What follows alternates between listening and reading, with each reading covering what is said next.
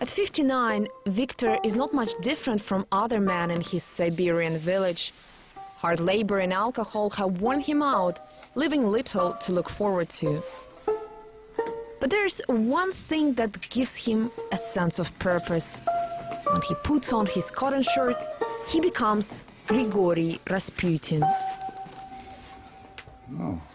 He was a good man. He helped the poor and never asked for anything in return. But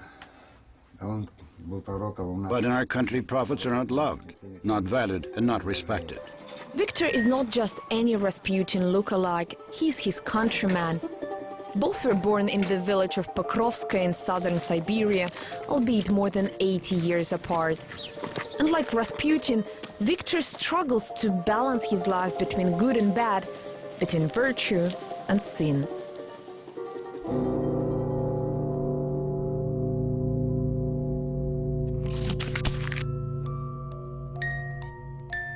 One British historian said that all the problems of the Russian Empire originated in the nursery, that Russia may still have been a monarchy if an incurable boy hadn't been born in 1904, if he hadn't been the heir to the throne, and if his mother hadn't placed unquestionable trust in a man who knew how to ease the boy's pain.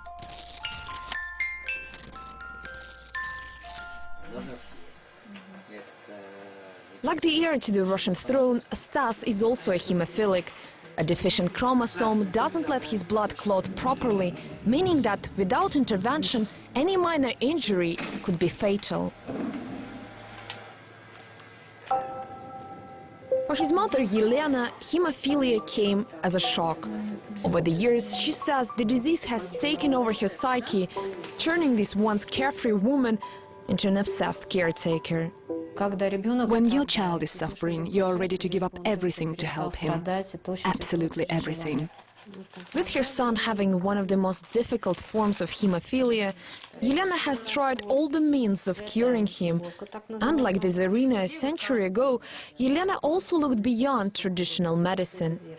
A few years ago, I was introduced to a healer who promised to cure my son.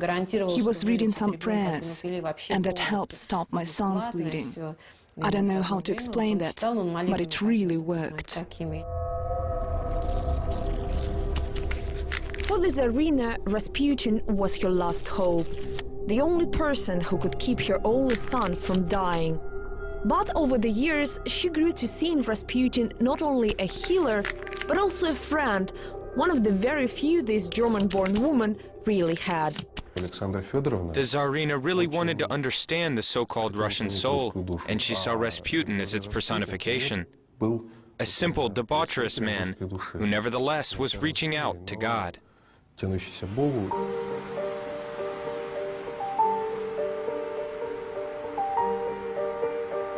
Nostalgia, loneliness, isolation. These feelings that haunted the German princess at the Russian court are not foreign to Roman. In the early 1990s, he was among thousands of Russians who moved to Germany in search of better life. He's still not sure if he's found it. Look at this oak tree. It's big and mighty, like Russia. Roman belongs to one of the small Orthodox churches for whom Rasputin is not just a historic figure, he's a prophet worthy of the highest comparisons. Through great suffering and through many torments, from his own life and his own personal experience, Grigory Rasputin attained a high level of spirituality. Like Jesus Christ, who suffered and was reborn, so will all of us be resurrected. During his lifetime, Rasputin had many followers who revered him as a man of God. But there were many others who saw him in a completely different light.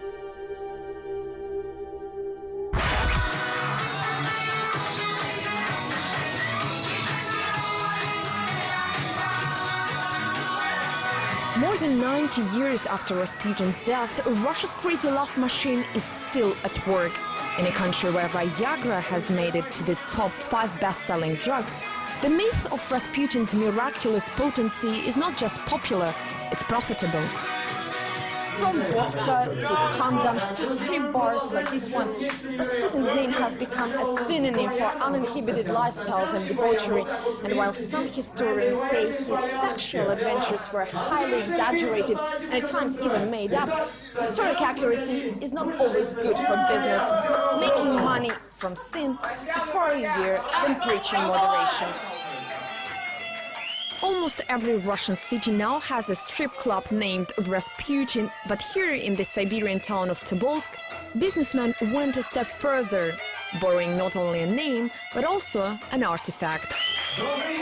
Good evening, ladies and gentlemen. This is a truly miraculous chair. It used to belong to Grigory Rasputin. Sitting on it may enhance your masculine powers.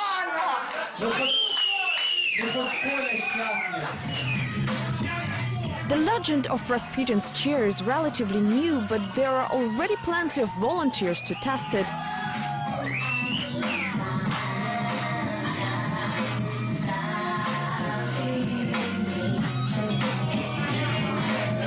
A few minutes later, the chair is no longer needed. The public is roaring, with one guest bearing a familiar gaze. In the early 20th century, stories of Rasputin's drunken bouts often made it to the gossip columns. But just how many of them were true is still being debated. In a way, Rasputin was Russia's first celebrity, an illiterate man who made friends with the czars, so any mention of his name was sure to sell newspapers. Back in Rasputin's home village, his lookalike Victor is also a local luminary.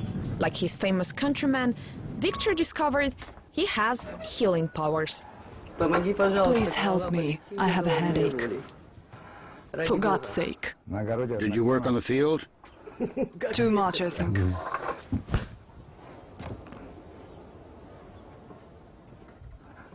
Don't close your eyes. You may fall asleep. There should tickle a bit. You feel it? Yes, I do. Victor claims he can heal not only headaches and bruises, but also arthritis. Unfortunately, his own liver, strained by years of heavy drinking, gets no benefit. I cannot help myself, but I can cure other people. Free of charge, of course. While many sides of Rasputin's personality are highly debated, his healing talent was admitted by even his harshest critics. His ability to stop bleeding helped him gain enormous influence with the czars, but his promise to cure the era of hemophilia remains unattainable to this day.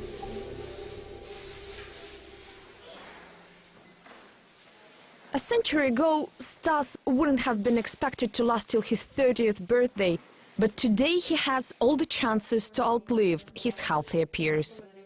Hemophilia is still incurable, but with the emergence of new drugs, patients can hope to lead a fairly normal life. The state of your joints is fairly good. The movements are uninhibited, though some signs of deformity are visible. Don't forget, you need blood transfusions 3 times a week to prevent further deterioration in your joints. Oh God, when will our medicine invent something less painful, like a nose spray or pills? Don't expect that anytime soon. Unlike hemophilia, which is transmitted from mothers to sons, Rasputin's healing talent wasn't passed on to his descendants. His great-granddaughter doesn't even carry his last name. Laurence Huot Solovyov lives in Paris. A secretary before retirement, she's fluent in English but not Russian. Her parents made an effort not to foster her heritage.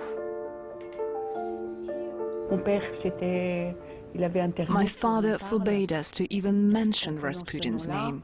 In 1939, when he and my mother got married, Russia and Germany signed a pact, so he tried not to attract attention to his Russian wife.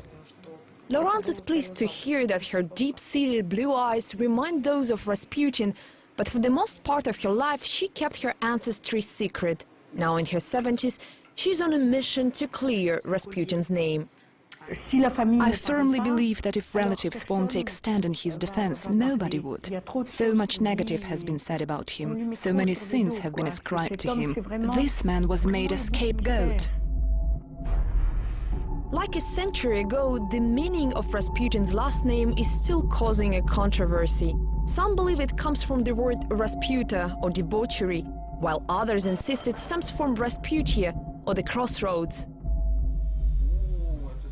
This etymological riddle is of no concern for Pyotr Sheremetyev. A great-nephew of one of Rasputin's killers, he is sure Rasputin was Russia's curse. His ancestor, Duke Felix Yusupov, held a similar view. In December of 1916, he invited Rasputin to his palace with one single goal: to kill him. More than 90 years on, his descendant regrets not the actual murder, but the manner in which it was carried out. The Duke shouldn't have lured him into his own palace. If he wanted to get rid of Rasputin, I would say he shouldn't have organized it in such a way so that he and other aristocrats couldn't have been implicated in it.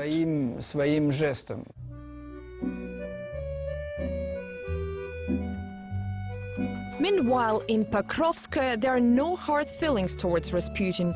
Quite the contrary. The village is the only settlement around here with a concrete road, running water, and a steady income from tourists. All thanks to its famous son.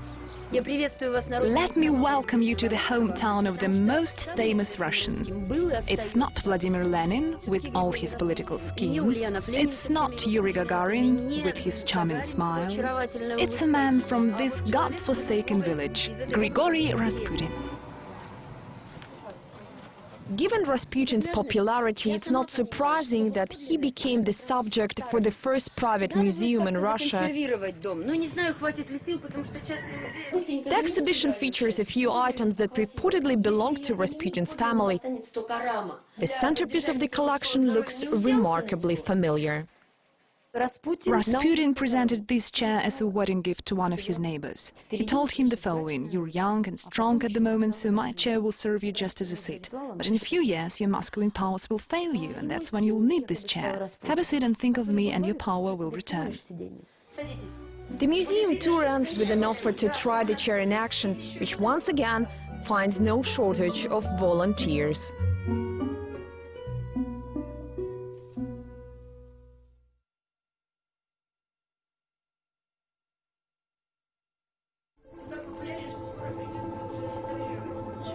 For more than a decade, Rasputin was a real power behind the throne, with enough influence to appoint and remove ministers.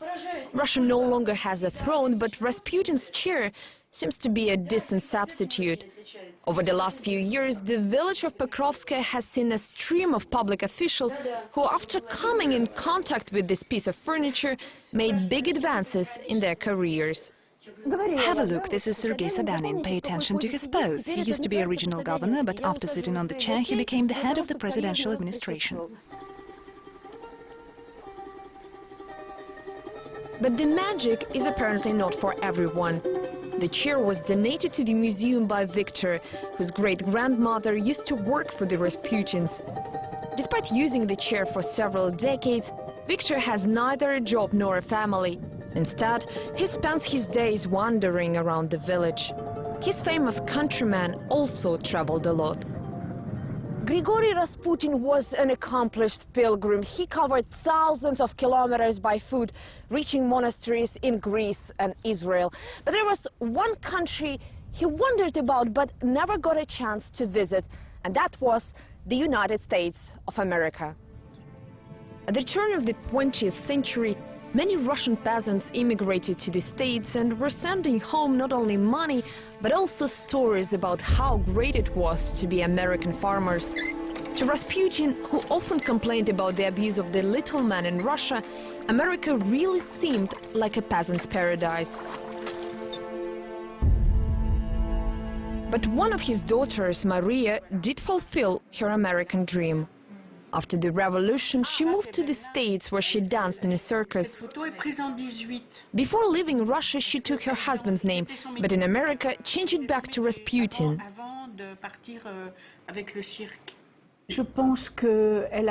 I think she quickly realized that the name was widely known and could benefit her artistic career. She desperately needed a job. She needed money. After all, she had 2 children to feed. The Tsarina, too, was a restless mother. Her intense fear for her son's life undoubtedly helped Rasputin gain so much influence, but for the boy himself, at times, it was simply overwhelming. Despite his ailment, Alexei was an active, agile boy who, by the age of 12, grew tired of his mother's never-ending anxiety. So once he decided to prove he was like everybody else, so he took a sleigh and slid down the staircase. This show of independence almost cost him his life. He fell, damaged his groin, and remained wheelchair-bound for the rest of his life. Stas is now about the same age as the heir was at the time of the staircase accident. Just like the heir, he's starting to test his limits. And there are plenty of them. His mom wouldn't let him skate or ride a bicycle. In fact, even this basketball session led to dire consequences. I definitely understand the Tsarina and her situation. When your child is sick, you'll do anything to heal his pain. And if you meet someone who can help your son, you trust this person completely. You put him on a pedestal and start worshipping him, just for the sake of your child's health. The Tsarina's never-ending fears accentuated another of her psychological hallmarks: the obsession with everything mysterious, spiritual, religious.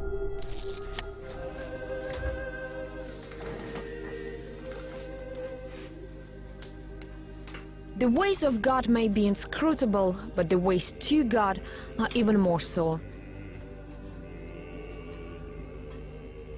For Roman in Germany, the path to the Almighty lies through painting icons, in this case, the icon of Grigory Rasputin.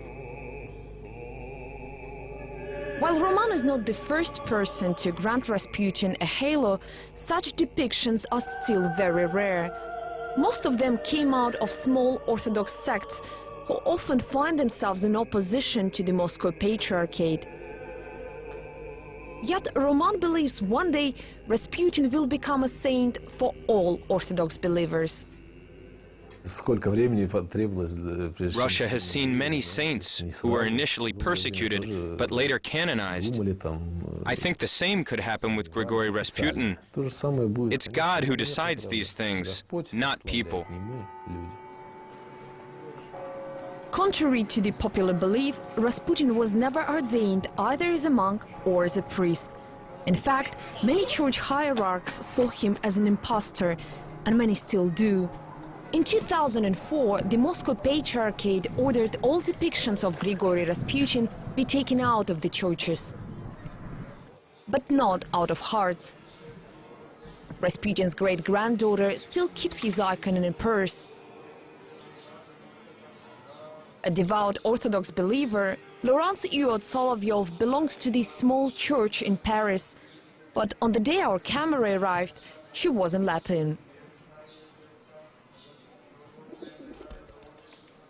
This alienation is directed not toward me, but rather toward my great-grandfather, whom they would never openly discuss. I was told that the Patriarch had nothing against Rasputin. He just wasn't sure which side to take. And here in France, priests are even more cautious. Alienation is a familiar feeling for Yelena too. Left one-on-one with her son's incurable disease, she's used to relying on nobody but herself. And while at the moment she has an ample supply of drugs, Elena is still fearful of what lies ahead. I still have a lot of apprehension. It's been just a year or two since we started getting these drugs, and you don't know what will happen next. Elena's premonitions proved accurate. While playing basketball, Stas slipped and damaged his knee. The injury kept the boy in bed for more than a week, straining his mom's nerves and raising superstitious fears of Rasputin's revenge. Hemophilia wasn't the only ailment Rasputin attempted to cure. According to his contemporaries, he successfully treated chronic illnesses and psychological disorders, but there was one condition he was helpless to address, both in others and in himself: addiction to alcohol. The health of Rasputin lookalike Victor is also undermined by years of heavy drinking. The wake-up call came when doctors told him his days would be numbered if he didn't quit. Hello. Hello. Give me some milk. Since then, Victor's been trying to replace his favorite vodka with a healthier drink. They used to sell Rasputin vodka here, from Germany. It was good, especially with salted mushrooms. While historians still debate whether Rasputin was a drunkard, excessive drinking has always been a major problem for Russia. Across the country, 40,000 people die each year of alcohol poisoning. Rasputin's alleged romance with the bottle is well publicized, but even more so is his affection for the finer sex. His detractors ascribe to him numerous liaisons with high society dames, including the Tsarina herself. People didn't like Alexandra Fedorovna, and rhymes from that time show that. The Tsar had a military medal called the George Cross, or simple Yegori. So the popular joke was, our Tsar is with Yegori, our Tsarina is with Grigori, alluding to her relations with Rasputin.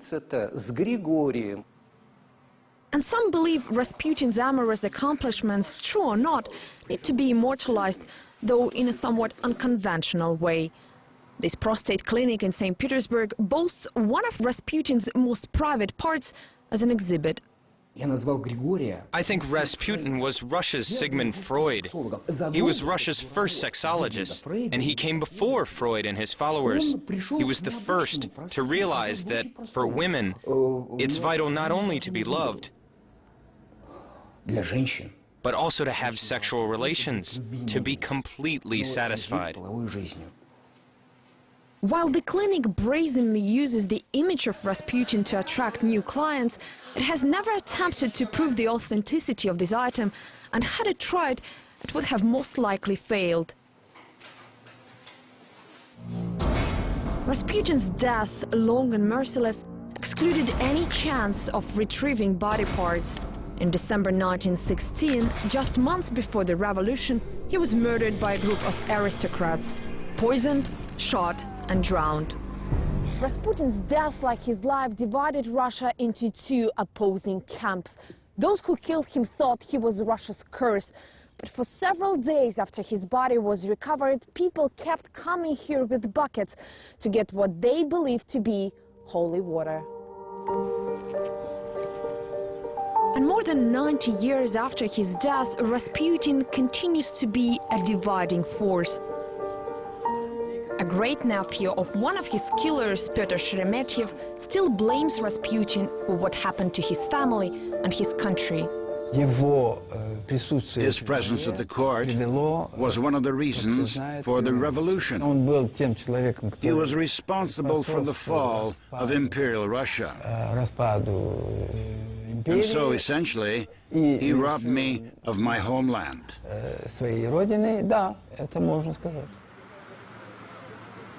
Ironically, almost a century after Rasputin's death, his descendants and the relatives of his killer both reside in Paris. The two families were forced to leave Russia after the revolution and have never met until this encounter in a restaurant.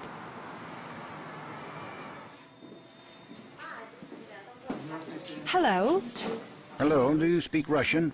A little bit. A little bit. While neither hides their antagonism towards the other, the conversation ends on a conciliatory note. We are not responsible for the actions of our ancestors. No, we are not. But we are still, as they say, concerned parties. At least I, as an heir of my family, consider myself responsible.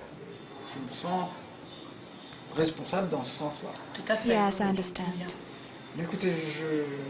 Thank you for meeting me. Thank you.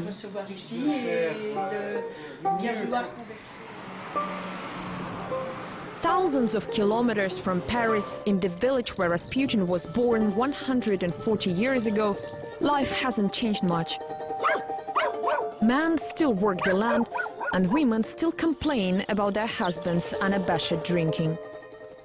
The village has no church, only a large cross that now carries a familiar portrait. It is here that people like Victor, who doesn't believe in God, come when life gets hard, when they find themselves at the crossroads of good and bad, of virtue and sin.